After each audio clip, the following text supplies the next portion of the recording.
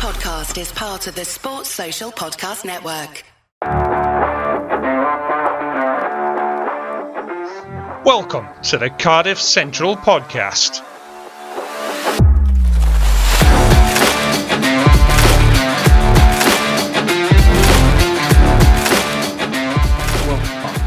We alluded to it at the start, I suppose. We probably should talk about the game against Leinster as well.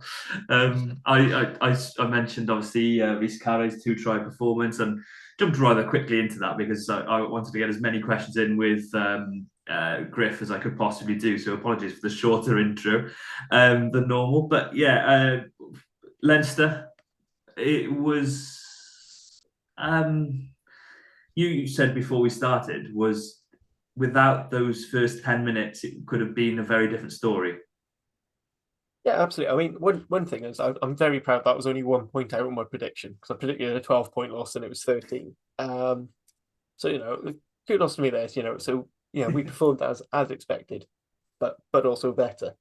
I mean, at the end of the day, we didn't really get anything out of it, and it's quite interesting listening to one of the Connacht, the Master of None podcast.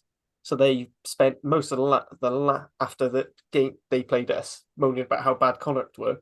After watching this game, they've turned around and went, actually, no, maybe it was just Cardiff for being really good at frustrating us.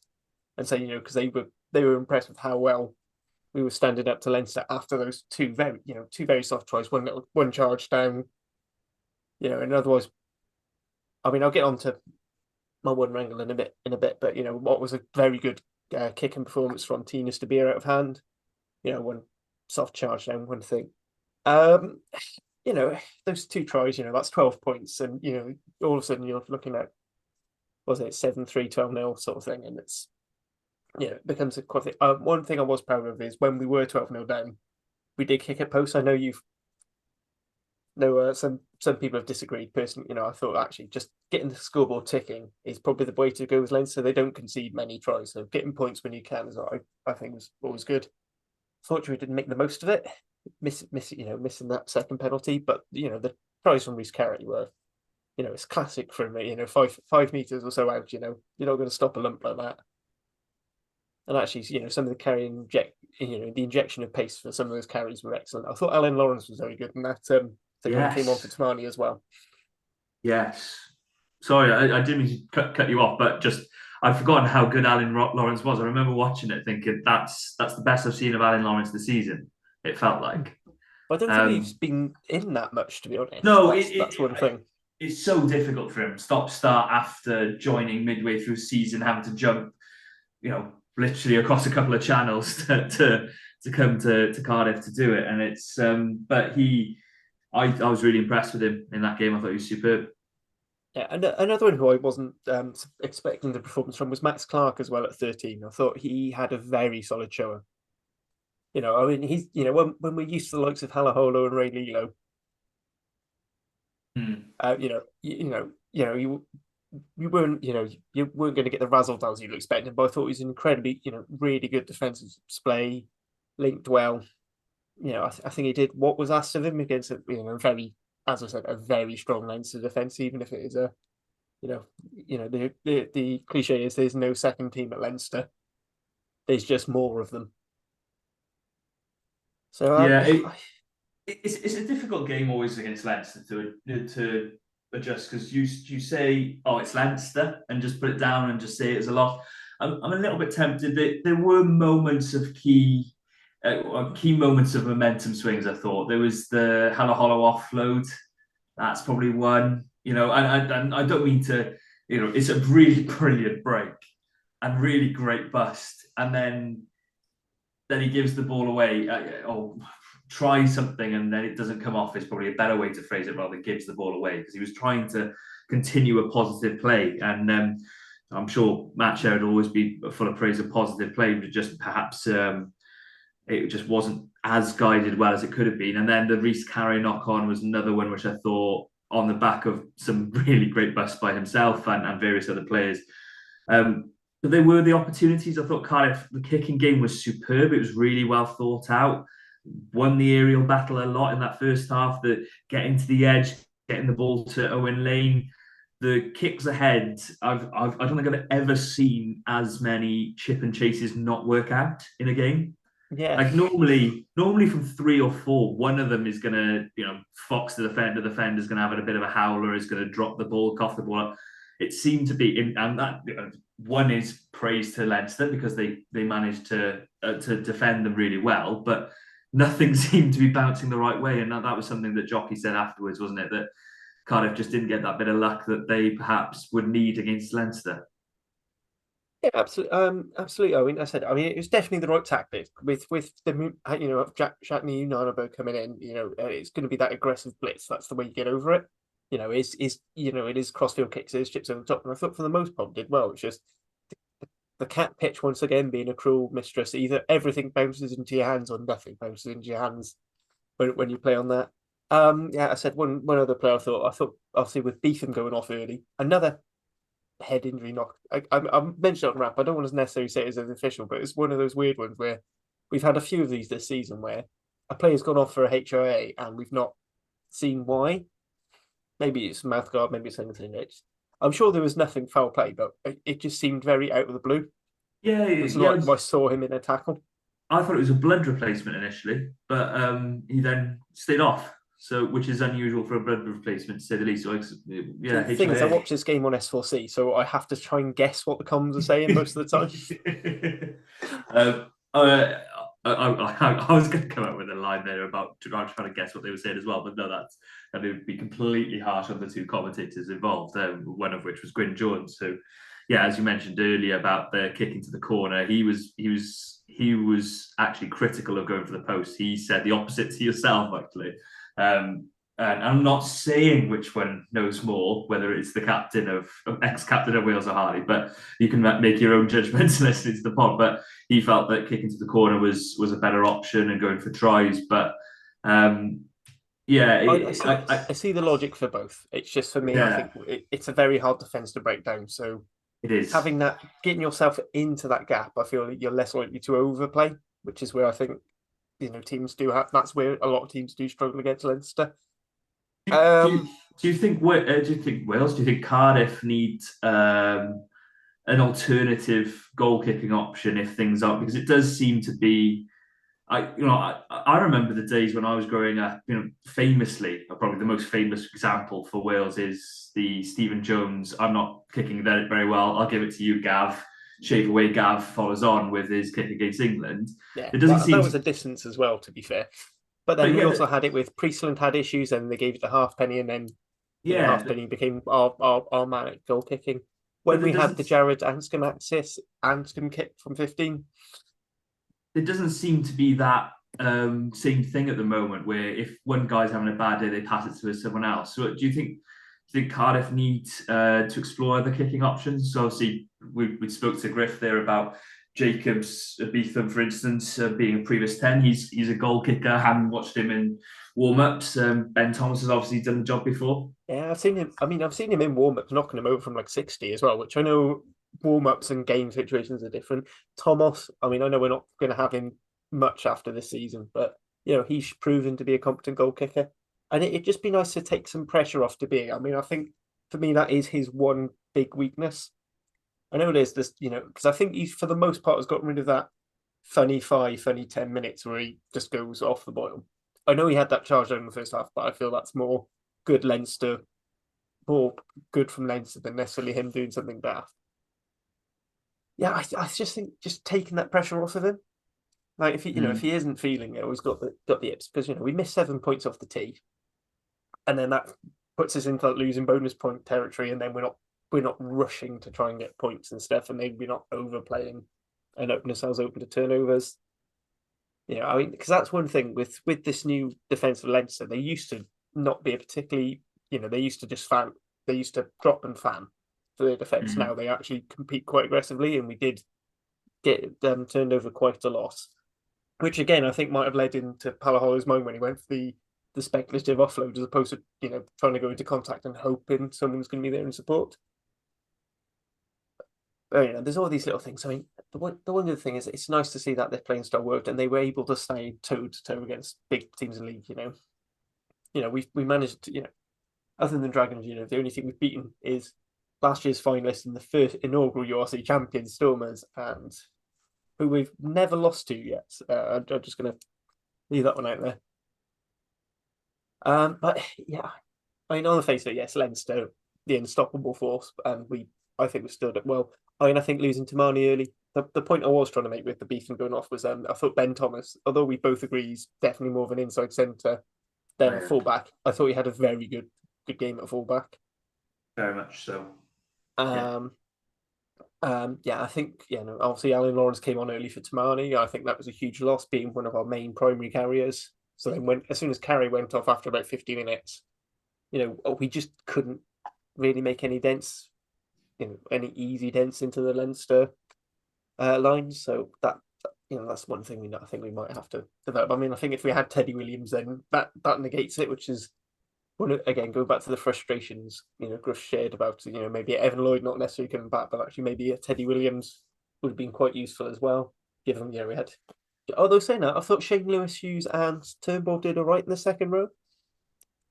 Yeah, obviously Turnbull, we haven't mentioned it. It was his appearance. And I want to do a special section for Turnbull's 200. We'll maybe come back to it then. But yeah, I thought it didn't.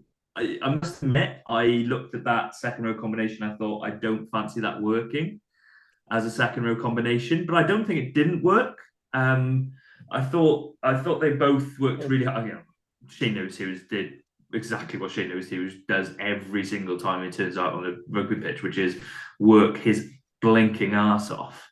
You never question his work rate at all. He's brilliant at that.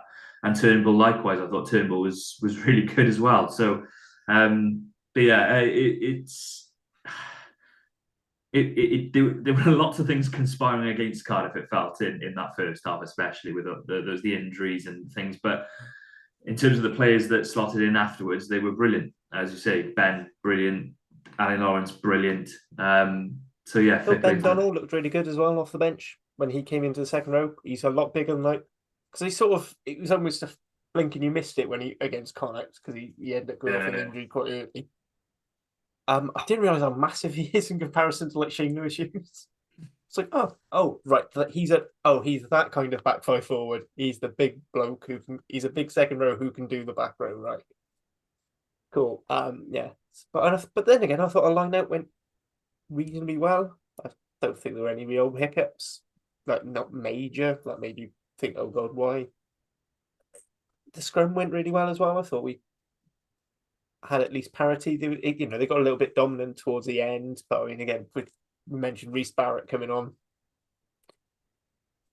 He's a much younger prop, so you got to forgive him a couple of these. Yeah, against and he's against Alan Latoa as well. That's the other thing to mention. Let's forget he's Samoan captain Alan Latoa sort of thing. Yeah, it's So I mean, kudos to them for holding up so well. I thought the three tries were all right. One thought I think was a bit, because I feel like we should bring onto it, because there was a lot of talk during and after the game about Reece Carré, who also mentioned is leaving at the end of the season, so he's going to be out of Wales equation anyway. Yeah. One thing I do think is we did sort of see the best and the worst of Carré in the positives. In that, I think you could see he gets targeted. He got targeted quite a bit at Leinster, and they got a lot of joy taking him on the inside. I don't know if that's a system area where really he needs to be a bit closer to the ruck. But he was, with his spacing, he was struggling to catch that man on the inside. But I mean, in terms of carrying and scrimmaging, I thought he was fantastic. I said there was one drop pass, but I think that was a bit of a crap pass personally. Yeah, I spoke on the Podled of Rugby Cymru, the Welsh pod, about what was being said about Carré, and I think what Gwyn Jones, I think, has been quite vocal on it. Is he's clearly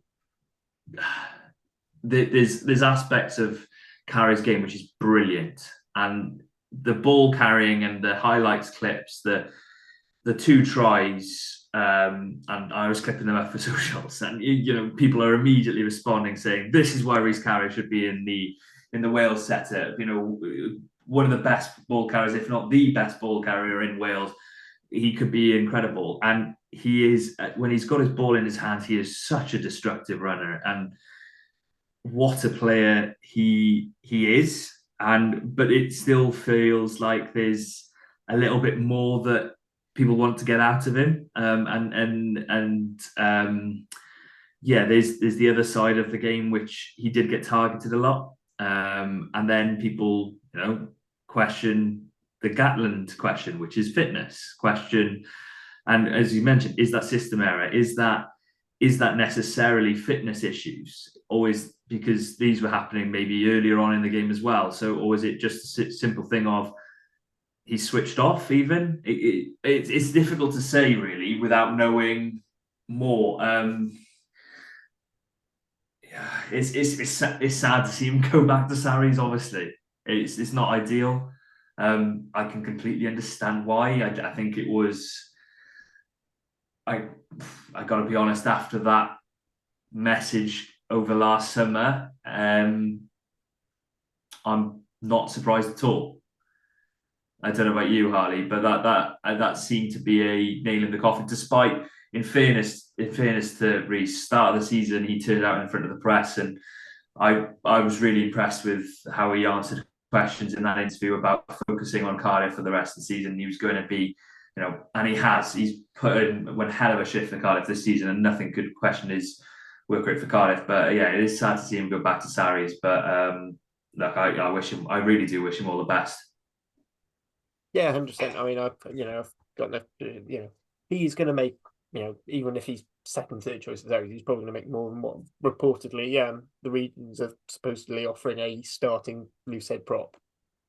So you can't blame him. And actually, looking at some of the players who are leaving due to leave Sarries, so like it looks like he might be they look at him as sort of a replacement for Mako Vinopola, certainly in terms of the game, the way they play the game, because he does have, Mako has never been the strongest scrummager, but what he does give you is a fantastic ball carrier and actually decent hands, which these Carré offers. He's also incredibly good over the ball, which so not a lot of people pick on. I did pick on one issue with his defense, but actually when it comes to messing up rucks, he's pretty good. He does sometimes give away the odd penalty playing the 9 or just trying his edge, but I think that's just because he's a 7 at heart at times.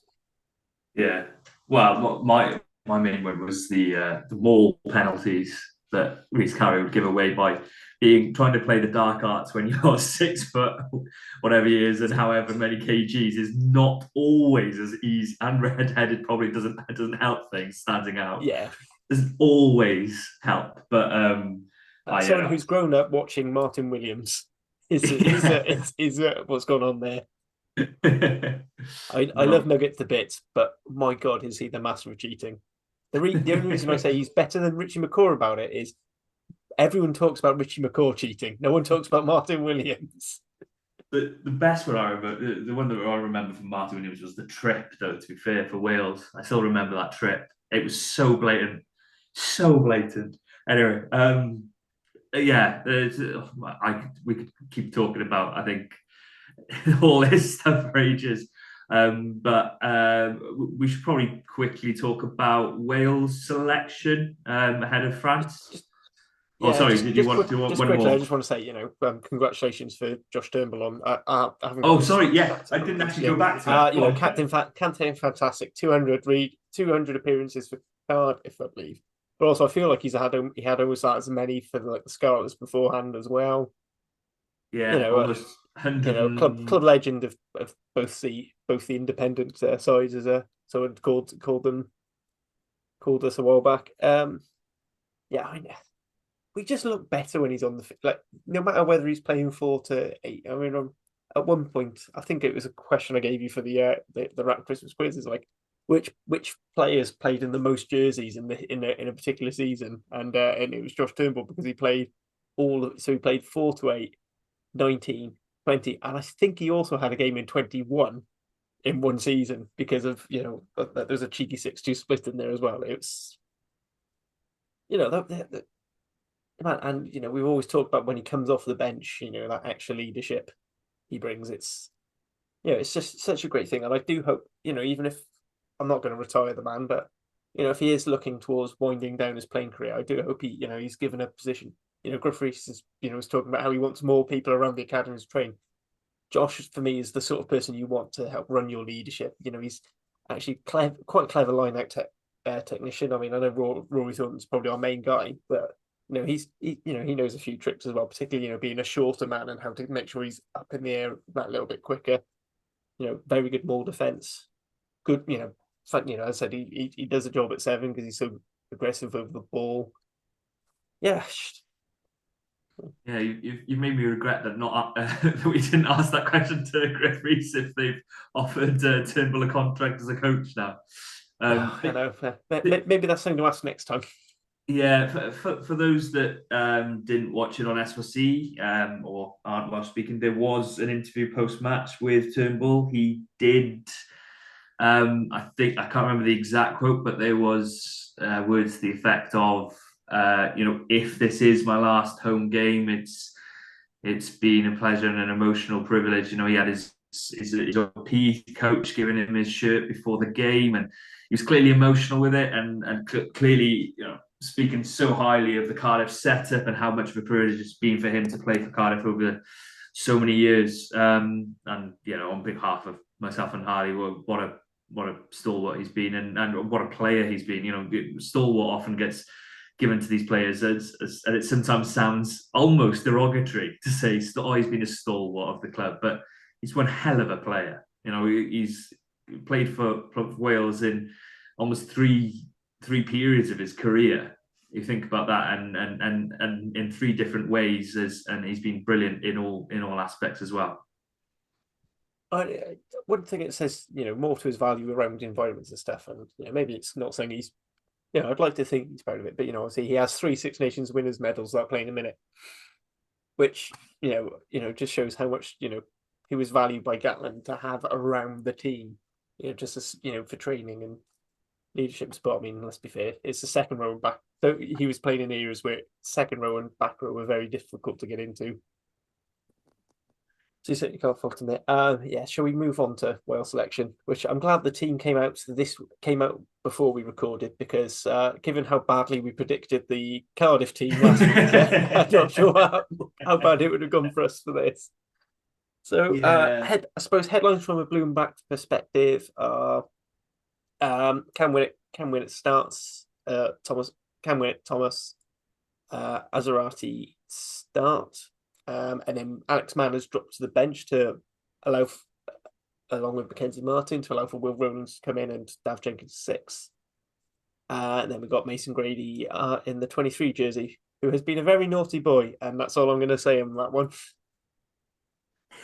Sorry, I was already laughing because I already know what's coming, because this is so good. Obviously, people are talking about the headline in the centres, but Harley, how do you feel about Dav Jenkins at 6? Fuck's sake. It's okay to have a good player on the bench. Like Will Rowlands off the bench is decent. I'll go with my thoughts on the tactics, because actually I think it does come into the centre partnership as well. I think this is a team to stop France. This is not a team to play against France. So you've gone for extra bulk in the pack by having Dav Jenkins move out to 6. And then Will Rowlands coming in, so you've got that extra ball carries, but you don't lose Dav Jenkins, the captain, and his ability to secure ball over rucks. And I do think you do lose a lot of mobility, because Alex Mann showed he can take down the Miafus and the Flamonts. He played. He did not take a backward step against Toulouse, who a lot of these teams play for, and it does frustrate me a bit.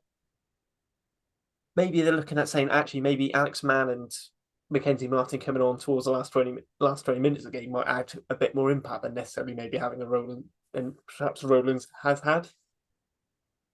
Maybe seeing him, is a lot more, he's a, wind up toy, a bit more energy. I'm not a fan of it. I do think, what you potentially gain in a line out option, which, I think they've just not used Alex Mann more than I think him not necessarily being a true option. Particularly with their preference to go for Wainwright as that Tipperick, bankable. Maybe that means Rowlands might be coming out a bit more into the line and using him as a first phase carrier. I'm not so sure.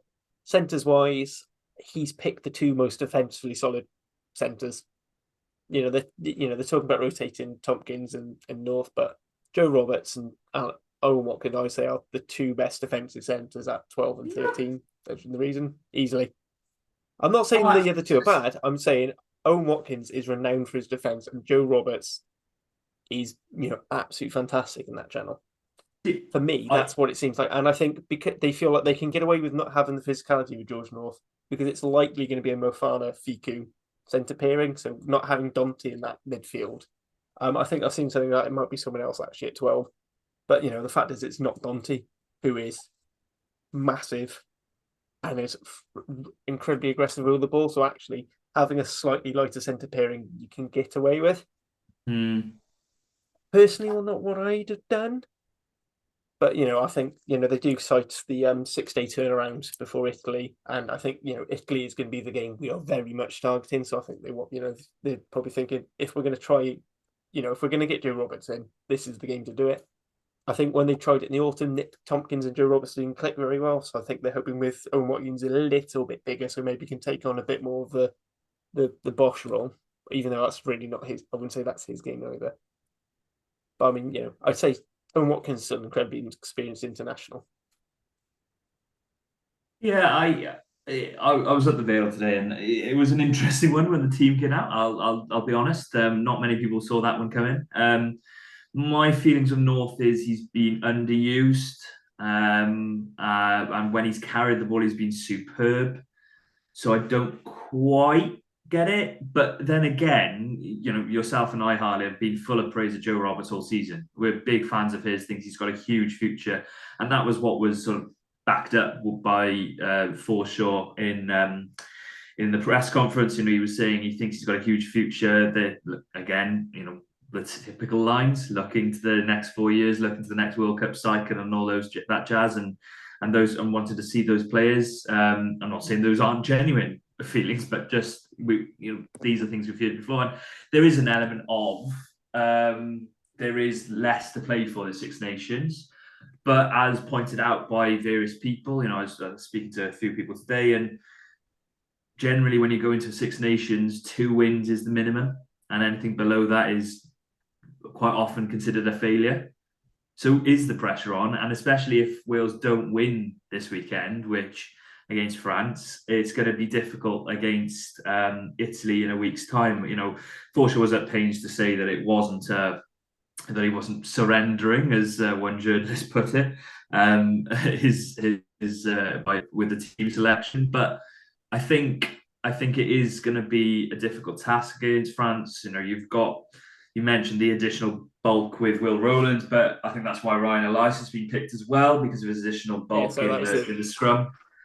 I know a lot of casual fans perhaps and other fans will be saying, well, okay, if the scrum goes well, but the lineup doesn't go as well because D has been brilliant in his lineup throw-in and Elias has struggled a bit more, then, it swings and roundabouts. But look, it's always going to be a difficult one against France. They're always going to have a strong side. I still think this Wales side can win, despite France. And there's all this talk of it being I think Derry Lake was talking earlier this week about France being a wounded animal and all this sort of stuff, and they are. But as he put it, sometimes they fight back, don't they? And I expect that from France.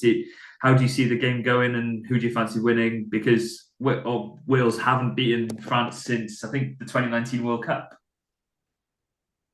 No, they haven't. I think I did point out on the wrap when we asked, because Lee was a bit pessimistic, or trying to encourage the pessimism out.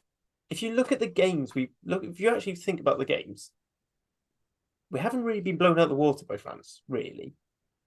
I don't think there was any game where I thought, oh, well, absolutely. Usually what's happened is you've had a fairly tight game, and then it'll be Ntamak or DuPont will do something mad. And, it'll just be that sheer themness that gives, whether it's an intercept, whether it's just a solo effort try or a huge try-saving tackle, that seems out of nowhere. They don't have any of them. They now don't have their second choice 10 in Jalibert. He's out injured. Dante, who's been a key thing in that midfield, and, France look a much poorer team for their attack in general hasn't looked very great. Their kicking strat, they've gone from the team that kicks the most to the team that kicks the least. Thank you, Squid Rugby, for giving me that start in the latest video. This is a French team that seems to have a World Cup funk, and a loss of a few key players. There's a couple coming back, so I think Flamon's due to start, who is going to be a big boost for them. But apparently the rumours are that Wokie's been released, so he's not playing. We're going to get, I believe, a debut from Miafu, who is an absolute unit.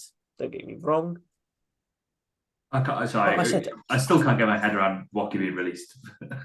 Yeah, that's the thing. Like that's to me is a huge statement of they feel like something's not gone right. It looks like it's going to be quite a different backline for France. So hopefully we can get some pick on some lack of cohesion there. I'm actually quite confident we can get away. I don't think we're gonna walk over by any means, but I feel a lot more confident about this game than I did at the start of the tournament.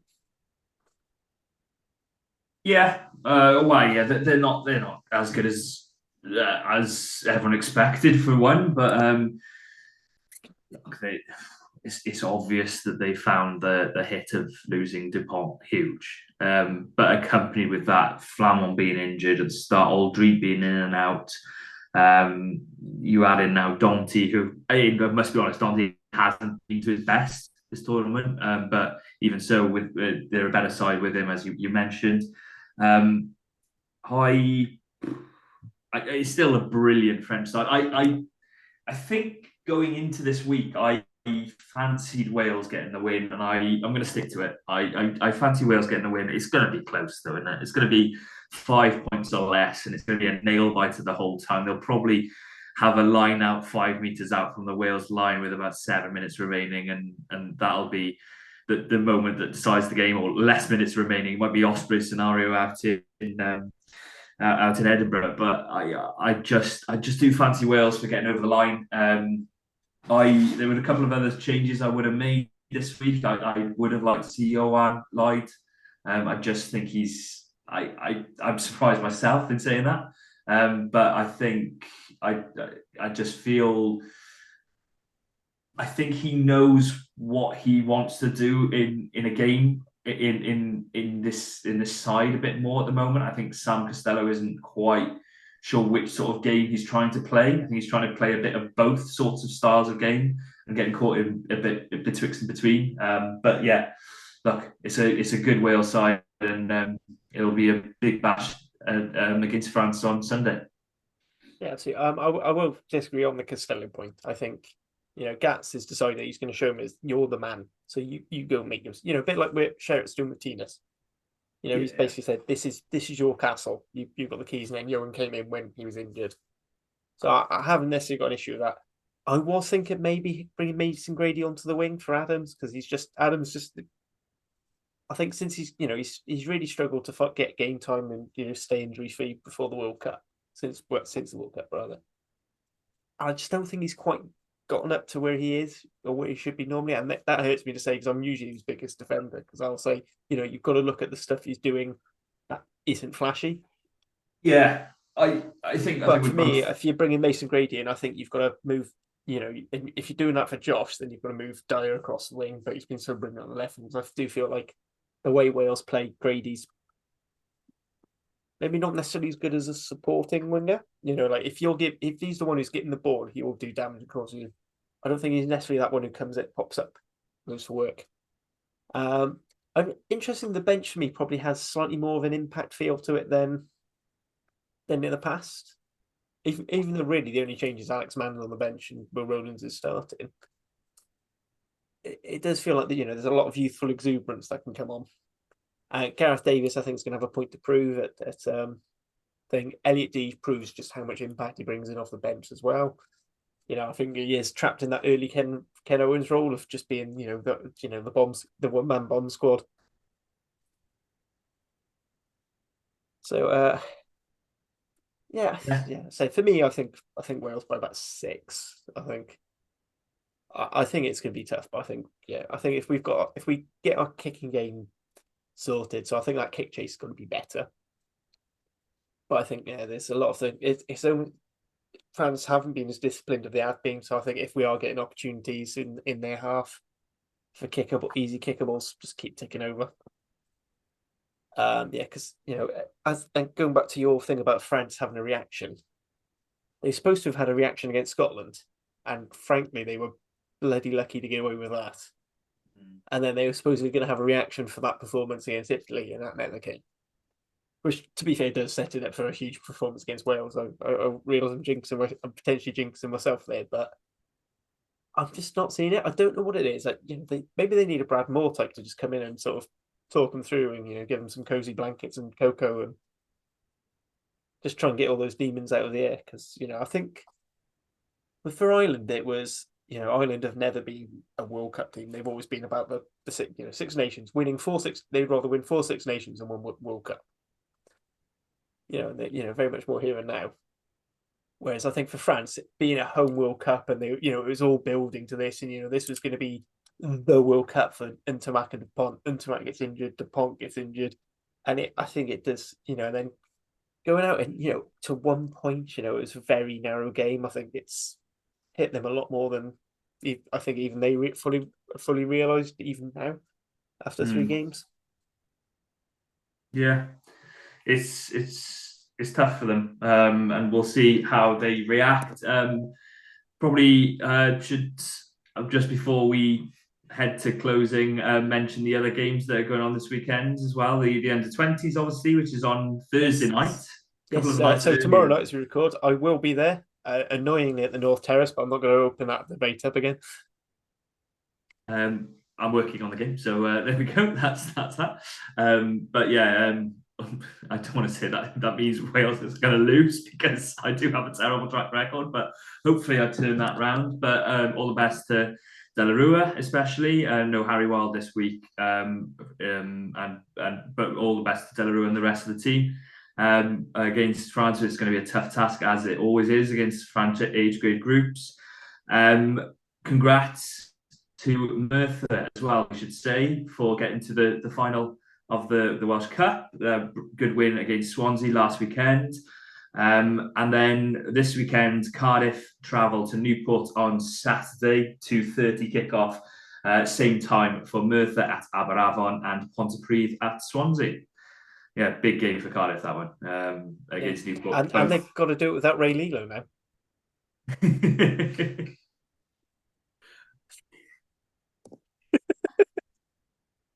I don't know if I'm delirious or that's actually a good joke.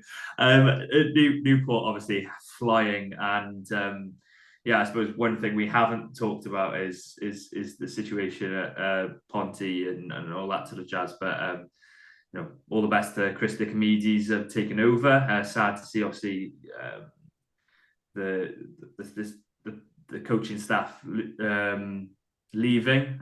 Gareth White, especially, someone who I grew up watching and got a lot of time for, both as a player and as a human being, to be honest. But yeah, all the best to Dickomedes and the rest of the coaching staff there, and for Ponty for the remainder of the season. Yeah, absolutely. It's every honesty. Yeah, I said because it was cut action, so I'm guessing no changes in the Premiership table. Yeah, not much, to be honest. Really, it's a case of, it looks now pretty inevitable that, well, if it wasn't already, that Llandovery would be in that top 4. Newport are flying. They were so clinical against Pontypridd last Thursday night, and Ebbw Vale. Now those 3 have really separated themselves from the rest. Cardiff RFC obviously 4th currently. As Griff mentioned, hopefully they can have a strong end to the season and get in that playoff spot. They'll have a lot of competition. There's still a group of some 5 or 6 teams behind them. Merthyr, obviously, with 2 games in hand, could still catch, but Pontypool, Aberafon and Pontypridd are the other clubs. But yeah, I still back Cardiff to make it as the 4th side in that playoff picture. The alliteration, playoff picture. Nice to get that in. Should we just a quick? I said, unfortunately, I haven't had a chance to watch the game, but obviously Gwalia Lightning were away to Brython Thunder, so it's sort of cyclical nature of rugby. The season started on an away game to Britham Thunder, which was played at Bodney Parade. It's finished at Parker Scarlets. Unfortunately, it was almost the reverse scoreline. But drop goal from Sinead Harries to end her rugby career. So thank you very much for certainly all the joy you've given me in a Wales jersey, Sinead. Also, Gwalia were without a lot of some of their Gloucester players, because I think now Metcalf was called up for their very big game against Exeter in the Alliance Prep. The Pua as a thing. But overall, as an inaugural season, maybe not. Started off quite strongly, went off towards the end. But I think considering that, given the squad was meant to be an entirely developmental, especially compared to like Britham Thunder, which was absorbed a lot of the Worcester players. I think finishing fourth in the league first time round, decent. Yeah, I think the league itself and Gwalia's performance have mirrored each other to some extent, in that the league feels like it's sort of died down and become a bit not. It started off with a bit of a bang and has died down as towards the back end, and Gwalia's performances as well have done. But as you mentioned, the developmental. There we go. Element of it.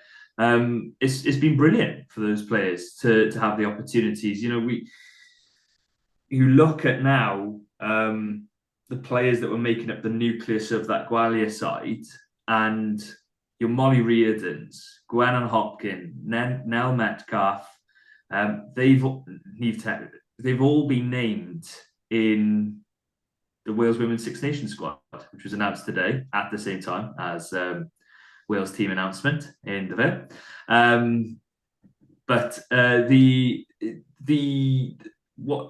Brilliant to see that so many of those players have come through Gwalia Lightning, but also the players that have come through with Britham Thunder. You've got as I said, Niamh Terry. You've got Kath Richards as well, who was so brilliant at the start of the season for Gwalia. So it's so good to see these players coming through and getting the opportunities, and then going into Wales camps, performing well, and getting a place in the Wales camps. Also, obviously, worth a mention that Jazz Joyce and Katie Powell have returned to Wales camps from GB duty. I thought perhaps they'd be remaining with the GBs until GB7s, that is, until summer and the Olympics. But fair play to them for, not fair play to them, but good to see them back in the Wales setup for the Six Nations alongside, Jenny Hesketh is the headline for many, a former England youth international at the under 20s level, who's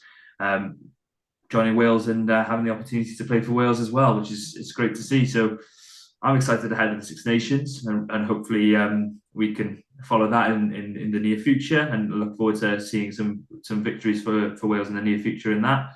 But yeah, as in terms of the developmental element of the Celtic Challenge, I think it's 100% worked for Wales, especially with quite a few players coming through, and exciting players as well. Molly Reardon, especially for myself, player I've seen play scrum half not 18 months ago, it feels like, and now a hooker in the national setup alongside Kelsey Jones and Carré Phillips. Not bad going.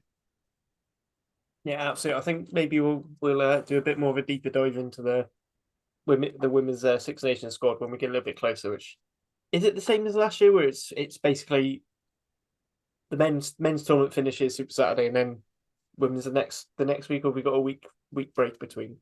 I was just double checking that. Yeah, because I'll be honest, that was the one issue I had last year. I love the fact that women's are separate. I would have just liked a little bit of a gap. No gap. Especially because I think it screwed up my fantasy for 1 week, because I just basically didn't have time to set it for round one. But it's just one of those. No gap. Too much rugby sometimes. Yeah, no gap. I'll have to message you on the Monday to sort out your fantasy, and because Wales start their campaign. I might do it for the women's one, because I didn't bother for the Rap League this time round, because I just went. I won the last two, so. But yeah, Wales women start their campaign on the 23rd of March, so the week after Wales play Italy in the men's Six Nations. So we'll do a deeper dive into that as close to the time. But good to see so many Gwalia players getting the opportunity.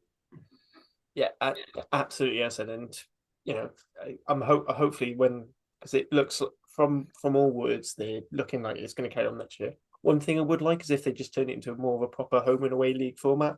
All right, it's only it's 8 games instead of the way they've done it around. But I feel like that would be better. And if you do want to have almost the way the Rugby Europe Championship do it, or used to do it, where you basically have your first, second, third, fourth, fifth, sixth, and to do final placements that way, the final weekend, that'd be great. But yeah, just give everyone a bit more home and away.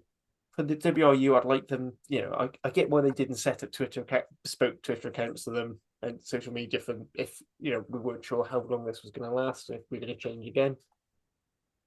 But I'd like them to set it up and get the social media done a little bit more, a little bit better, because I think Glasgow and Edinburgh did a fantastic job with their campaigns. I know it's a little bit easier because, you could just have the same people for the men's sides doing it.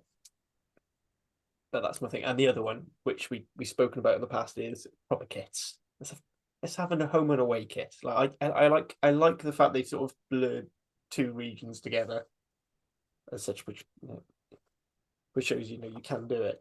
But in that respect, when there's nothing before. But yeah, it would just be nice to make sure we don't have the same issue with 3 teams playing in red and none of them having an alternate kit. I think. So that's, unless there's anything else you want to talk rugby wise. No, I think that's me done for the day. Yeah, I think I said we're getting close to 10 o'clock, so it's getting close to my bedtime because I am very old at heart.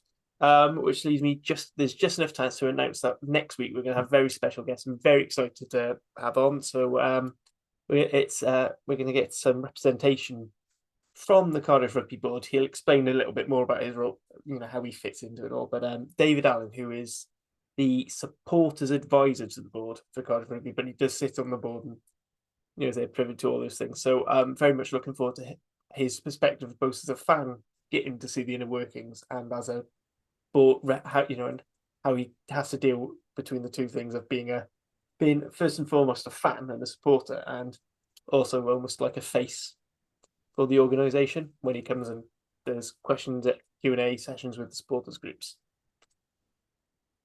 That's a very long-winded way to say, David. We've got David Allen coming on, but I said I'm very excited because I said I haven't listened to him for those Q&As.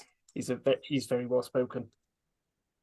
Yeah, very excited to see him coming on. And thanks for those that aren't watching on YouTube for filling while my internet connection fell through.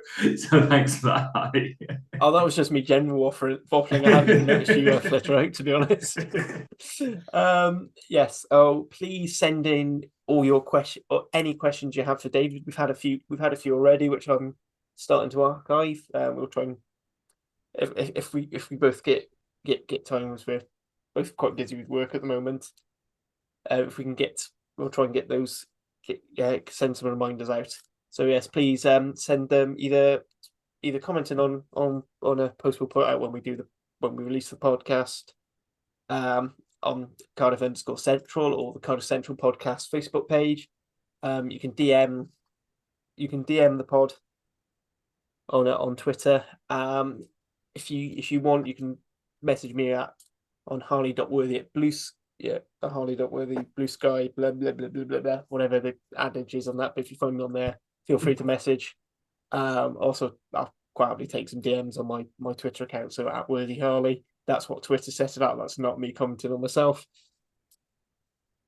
Yes. And just to push that, please do like, subscribe to the podcast if you haven't already, and onto the Rap YouTube channel. And any feedback we receive is always welcome. Definitely. So, all it leaves me to say is thank you all for listening, and thank you to my co-host Carwyn. Definitely. And last word is Muster.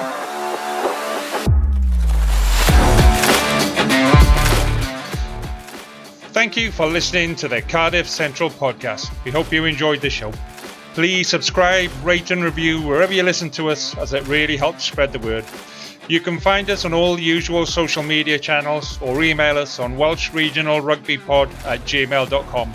And remember, whatever the question is, rugby is always the answer.